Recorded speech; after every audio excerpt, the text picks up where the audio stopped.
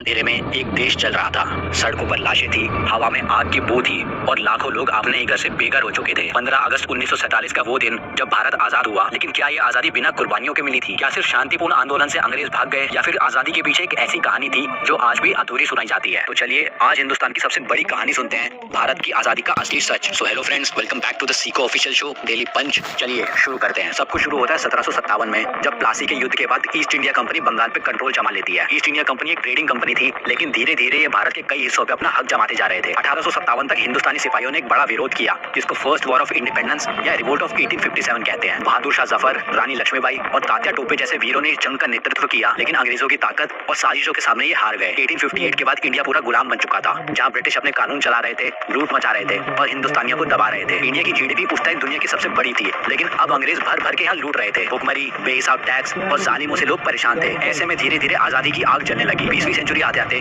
कुछ रेवोल्यूशनरीज ने अंग्रेजों के खिलाफ आंदोलन शुरू किया। महात्मा गांधी ने 1915 में भारत आकर सत्याग्रह और अहिंसा का मंत्र दिया। उनका कहना था कि हिंसा से जंग जीती नहीं जा सकती, बल्कि एकता और संघर्ष से जीती जा सकती है। इसके लिए 1920 का नॉन कॉपरेशन मूवमेंट, 1930 में सिविल डिसोबीडियंस मूवमेंट और 1942 में क्विट इंडिया मूवमेंट शुरू किया गया, जिसने ब्रिटिश सरकार की नींदें उड़ा दी। लेकिन एक तरफ जहां गांधी जी का शांतिपूर्ण आंदोलन था, तो दूसरी तरफ भगत सिंह, चंद्रशेखर आजाद और सुभाष चंद्र बोस जैसे रेवोल्यूशनरीज जो हथियारों से आजादी की जंग लड़ रहे थे। भगत सिंह और उनके साथियों ने ब्रिटिश रूल का खुल के विरोध किया, जिसके चलते उन्हें फांसी दे दी गई। वहीं सुभाष चंद्र बोस ने आजाद हिंद फौज बनाकर डायरेक्ट मिलिट्री अटैक का प्लान बनाया। उनका स्लोगन तुम मुझे खून दो, मैं तुम्हें आजादी दूंगा, हर हिंदुस्तानी के दिल में आग जला चुका था। इन सब आंदोलनों और सेकेंड वर्ल्ड वॉर के चलते 1945 तक ब्रिटिश एम्पायर बहुत कमजोर हो चुका था। हिंदुस्तान में भी आईएनए ट्रायल्स और रॉयल इंडियन नेवी के बगावत के बाद ब्रिटिश को समझ आ गया था कि अब भारत पे रूल करना मुश्किल है। तब क्लीवेलैंड एटली, जो उस वक्त ब्रिटेन के पीएम थे, उन्होंने डिक्लेयर किया कि 1947 तक भारत को आजादी दे दी जाएगी। लेकिन साथ ही एक और बड़ा प्लान बना, भारत का बंटवारा। माउंटबेटन प्लान के तहत 15 अगस्त 1947 को इंडिया और पाकिस्तान अलग अलग देश बने। जवाहरलाल नेहरू ने दिल्ली के रेड फोर्ट से स्पीच दी